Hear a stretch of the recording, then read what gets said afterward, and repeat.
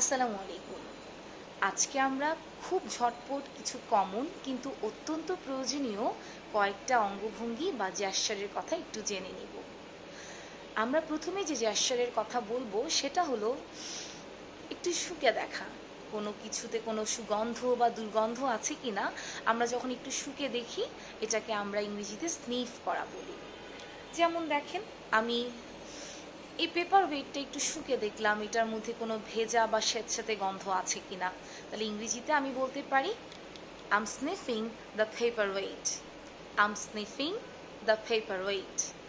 আবার যদি আমি এরকম করে করে আমার চোখগুলো একবার বন্ধ করি আবার খুলি, তাই না, এটাকে আমরা চোখ পিট পিট করা বলি অনেক সময়।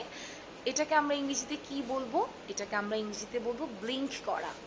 আম ব্লিঙ্কিং মাই আইস। আমি এটাও বলতে পারি blinking eyes gives our brain a break. আমি যখন এরকম ব্লিঙ্ক করছি তখন আমার ব্রেইন একটা ব্রেক পাচ্ছে। তাহলে এই যে পিটপিট করা ইংরেজি আমরা শিখে নিলাম, ব্লিঙ্ক করা।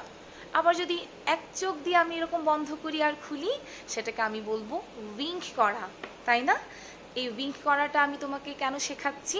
কারণ আমার ইংরেজিটা শেখাতে হচ্ছে, তা না হলে তো আমি বোঝাতে পারবো না তোমাকে। তাহলে আমি বলছি I'm winking my eyes only to teach you the specific gesture.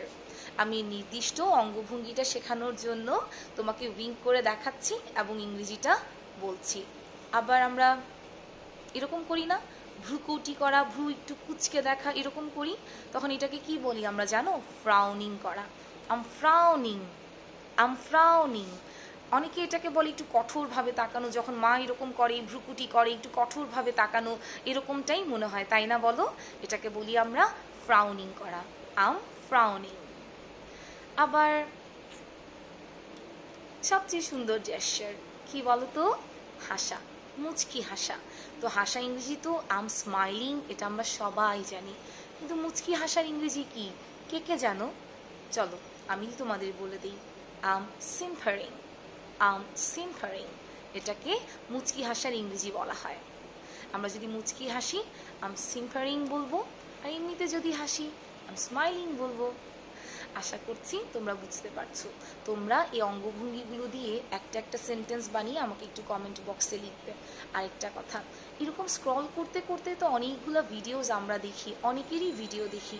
তুমি যারই ভিডিও দেখো না কেন, যে শিক্ষণীয় ভিডিও দেখো না কেন, তুমি যদি তোমার ছোট্ট একটা নোটবুক বানাও কিংবা কোথাও লিখে রাখো, তাহলে আমার কাছে মনে হয় এই জিনিসটা তোমার জন্য খুবই ভালো হবে। তুমি যেটা জানো না সেই জিনিসটা তুমি শিখে নিতে পারবে। ভালো থেকো সবাই। আসসালামু আলাইকুম।